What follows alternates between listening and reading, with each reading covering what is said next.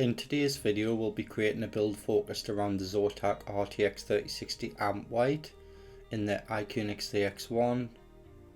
Thank you to our generous sponsors IQUIPC and Cable Mod, and also Zotac, who kindly loaned us the card. Their links can be found in the video description. With that out of the way, let's get started. Now I've pre-assembled the RAM, CPU and cooler on the motherboard off camera, including pre-routing the CPU cable under the motherboard. It's important to note that the Thermalright EXP X67 can only be installed in the orientation shown due to interference with the ZX-1 center panel side panel mount. Moving on from there, I've pre-routed the GPU PCIe power cables behind the PSU shroud before installing into the case. Now I will leave some specs for the cable lengths in the video description. Again, big thank you to Cable Mod for being kind enough to send us over some for testing.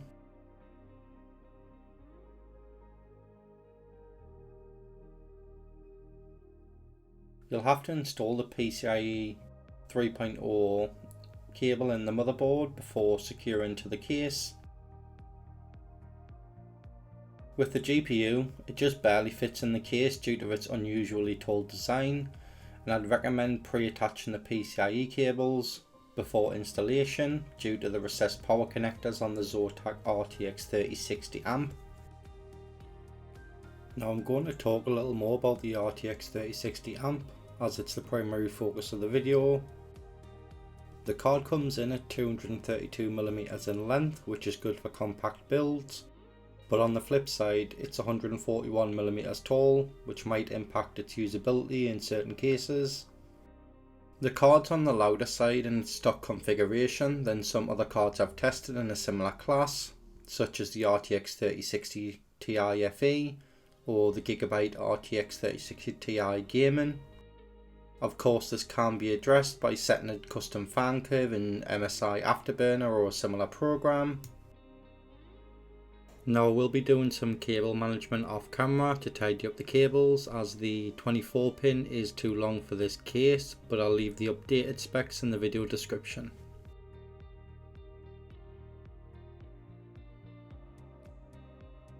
I pre-secured the case fans and went with NF Noctua NF 812x25 Chromax to match the black and white theme of the build. Now I know this bottom panel does have a lot of screws, so bear with us.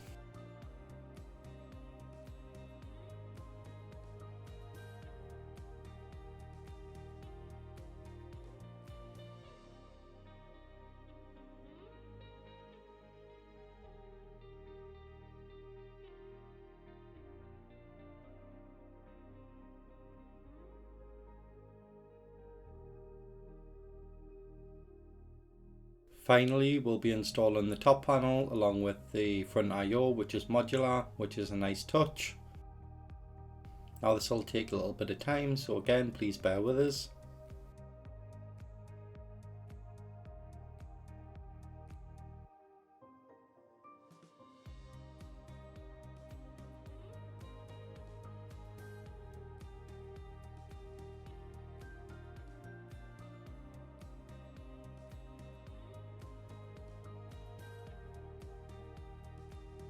Before we move on to benchmarks, I just want to let you know that we'll be reviewing the water cooling version of the IQUNIX ZX-1, so please subscribe to show your support.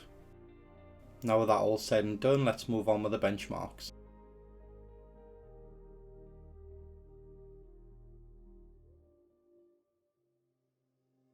Here's a quick preview of the main components. Now I will leave everything linked in the video description.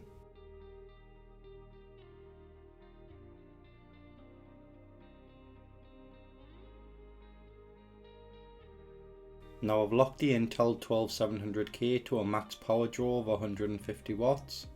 Now you're not going to have any issues running the Intel 12700K at stock for gaming or normal use.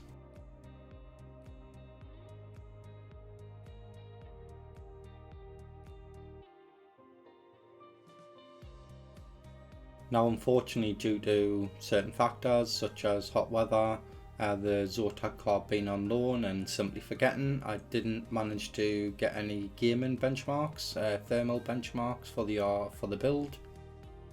But just note you're looking at around 65 degrees for the GPU and about 50 for the CPU while gaming. Now we'll finish off with some performance benchmarks in 3D Mark and the build showcase, and I'll catch you in the next one.